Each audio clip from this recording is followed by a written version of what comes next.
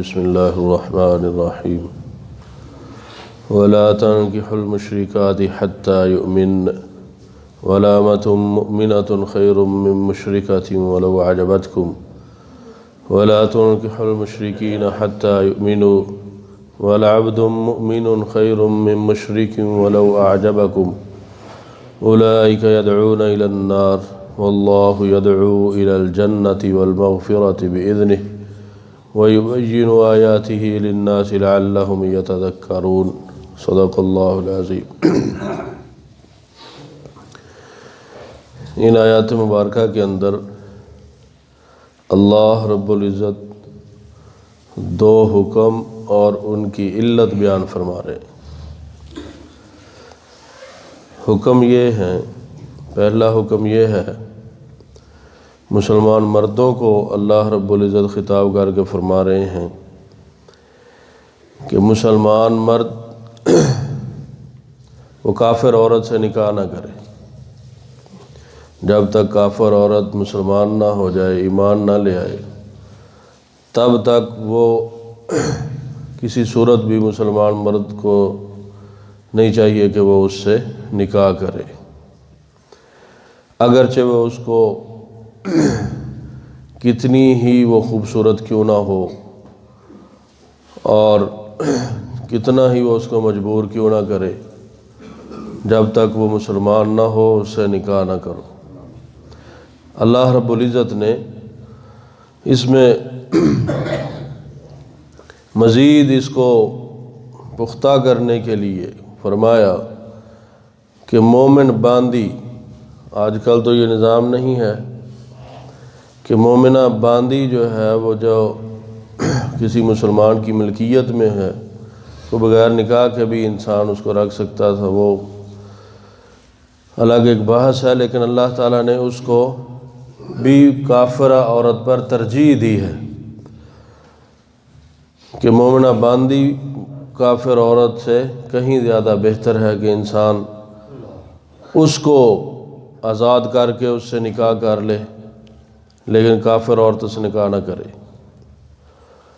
اور دوسرا حکم اللہ تعالیٰ نے یہ نازل فرمایا اس آیت کے اندر، وَلَا تُنْكِحُوا الْمُشْرِكِينَ، اسی طرح تم اپنی عورتوں کو کافر مردوں کے نکاح میں مت دو یہاں تک کہ وہ مسلمان ہو جائیں یا ایمان لے آئیں۔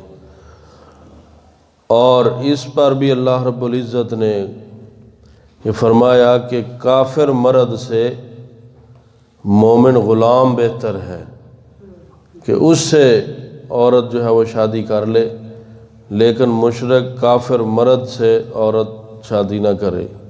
تو یہ مسلمہ قانون ہے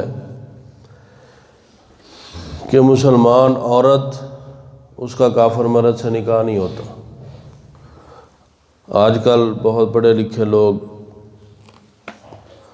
اللہ معاف فرمائے، وہ اس طرح کا کھیل کھیل رہے ہیں، لیکن مومن جو مسلمان عورت ہے، اپنے آپ کو مسلمان کہتی ہے،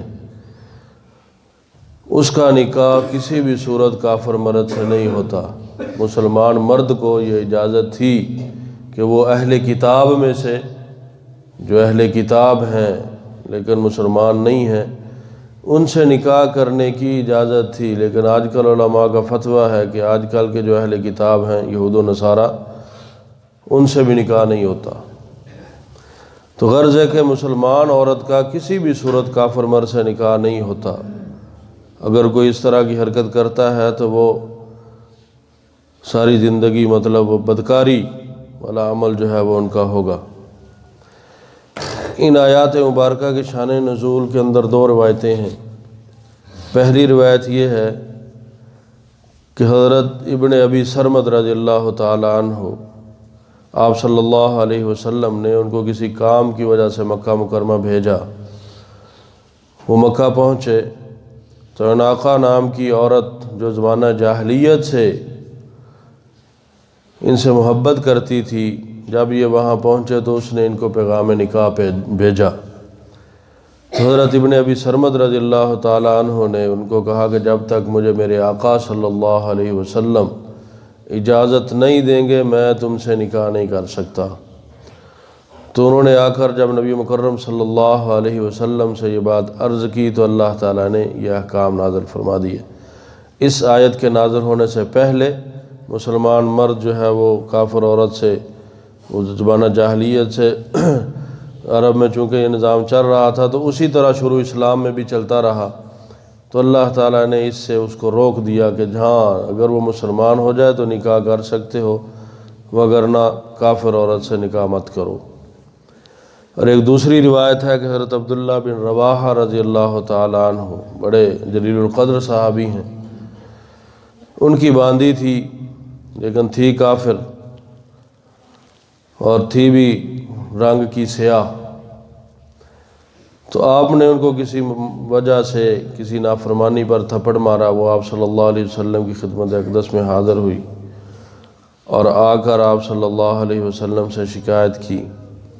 ادھر حضرت عبداللہ بن رواحہ رضی اللہ تعالیٰ عنہ بھی اپنے اس فعل پر نادم ہوئے، وہ بھی آپ صلی اللہ علیہ وسلم کی خدمت اقدس میں حاضر ہوئے اور ہو کر کہا کہ یا رسول اللہ صلی اللہ علیہ وسلم میں اس حرکت پر نادم ہوں، آیا اس کا ازالہ اس طرح ہو سکتا ہے کہ میں اس کو آزاد کر کے اس سے نکاح کر لوں؟ تو اس وقت بھی پھر یہ آیت نازل ہوئی کہ آزاد کرنا کافی نہیں ہے، اس کو مسلمان کر کے پھر نکاح کر سکتے ہیں۔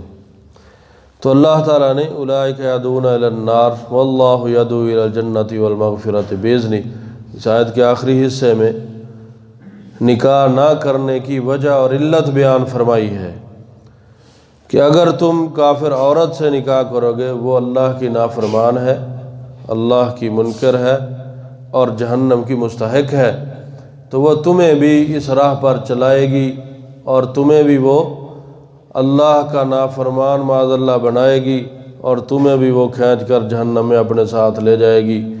اس لیے اللہ رب العزت تمہیں جو ہے اس سے محفوظ رکھنے کے لیے فرماتے ہیں کہ نکاح مت کرو۔ اسی طرح کافر مرد وہ بھی مسلمان عورت کو اللہ کا نافرمان بنائے گا اور اللہ رب العزت کا نافرمان بنا کر اس کو بھی اپنے ساتھ جہنم میں لے جائے گا۔ اولئک یدعون الی النار۔ تو اس مصلحت کی وجہ سے مسلمان مرد اور مسلمان عورت کا نکاح کافر مرد اور کافر عورت سے کرنا جو ہے حرام قرار دے دیا گیا ہے۔ واللہ یدعو الی الجنہ، اور اللہ رب العزت نے جو یہ پابندی لگائی ہے یہ اس وجہ سے ہے کہ کیونکہ اللہ رب العزت چاہتے ہیں کہ مسلمان جو ہے یہ مغفرت اور بخشش کا طلبگار رہے اور اللہ رب العزت کی جنت کا اللہ کے حکم سے مستحق اور حقدار ٹھہر جائے۔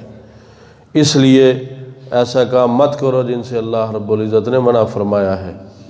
وَيُبَيِّنُ آیَاتِهِ لِلنَّاسِ، اللہ تعالیٰ فرماتے ہیں آیت کے آخر میں کہ میں نے اپنے احکام کو خوب کھول کر لوگوں کے لیے بیان کر دیا ہے۔ اب لوگوں کو چاہیے کہ میرے احکامات پر عمل کریں اور میرے احکامات پر عمل کر کے نصیحت حاصل کریں اور میری جنت کے حقدار ٹھہریں۔ ترجمہ سن لیں۔ وَلَا تَنْكِحُوا الْمُشْرِكَاتِ حَتَّى يُؤْمِنَّ، اور مت نکاح کرو تم مسلمان مرد کافر عورتوں سے یہاں تک کہ وہ مومن ہو جائیں، ایمان لے آئیں۔ وَلَا أَمَةٌ مُؤْمِنَةٌ خَيْرٌ مِّن مُشْرِكَةٍ وَلَوْ أَعْجَبَتْكُمْ، اور مومنہ باندی یہ بہتر ہے کافر عورت سے اگرچہ وہ تم کو کتنا ہی تعجب کے اندر کیوں نہ ڈال دے، یعنی وہ کتنی ہی خوبصورت کیوں نہ ہو کافر عورت۔ وَلَا تُنْكِحُوا الْمُشْرِكِينَ حَتَّى يُؤْمِنُوا، اور اسی طرح مت تم نکاح کرو اپنی عورتوں کے کافر مردوں کے ساتھ یہاں تک کہ وہ ایمان لے آئیں۔ وَلَا عَبْدٌ مُؤْمِنٌ خَيْرٌ مِّن مُشْرِكٍ وَلَوْ أَعْجَبَكُمْ، اور مومن غلام یہ بہتر ہے کافر مرد سے اگرچہ وہ کافر مرد کتنا ہی تم کو حسن و جمال یا مال کی وجہ سے تعجب کے اندر ڈال دے، کتنا ہی کیوں نہ اچھا لگے۔ اولئک یدعون الی النار، یہ کیوں؟ اس لیے کہ یہ کافر مرد اور کافر لوگ یہ بلاتے ہیں جہنم کی طرف۔ واللہ یدعو الی الجنۃ والمغفرۃ بإذنہ، اور اللہ رب العزت یہ دعوت دیتے ہیں بلاتے ہیں جنت کی طرف اور اپنی بخشش کی طرف اپنے حکم سے۔ وَيُبَيِّنُ آیَاتِهِ لِلنَّاسِ، اور اللہ رب العزت کھول کر بیان کرتے ہیں اپنے احکام لوگوں کے لیے۔ لَعَلَّهُمْ يَتَذَكَّرُونَ، تاکہ لوگ نصیحت حاصل کریں۔ نبی مکرم صلی اللہ علیہ وآلہ وسلم کی ایک روایت ہے کہ انسان عورت سے نکاح کرتا ہے 4 چیزوں میں سے کسی ایک چیز کی وجہ سے۔ عورت کے مال کی وجہ سے، نمبر 2 اس کے حسن و جمال کی وجہ سے، نمبر 3 اس کے خاندان کی وجہ سے، اور نمبر 4 اس کی دینداری کی وجہ سے۔ تو آپ صلی اللہ علیہ وسلم نے تاکیداً حکم فرمایا کہ تم عورتوں سے نکاح کرو ان کی دینداری کی وجہ سے۔ اللہ تعالیٰ سے دعا ہے کہ اللہ رب العزت ہمیں اپنے احکامات کی پابندی کی توفیق عطا فرمائے، اور نبی مکرم صلی اللہ علیہ وآلہ وسلم کی ایک ایک سنت کا محافظ اور اس پر عمل کرنے والا بنائے۔ وآخر دعوانا الحمد للہ رب العالمین۔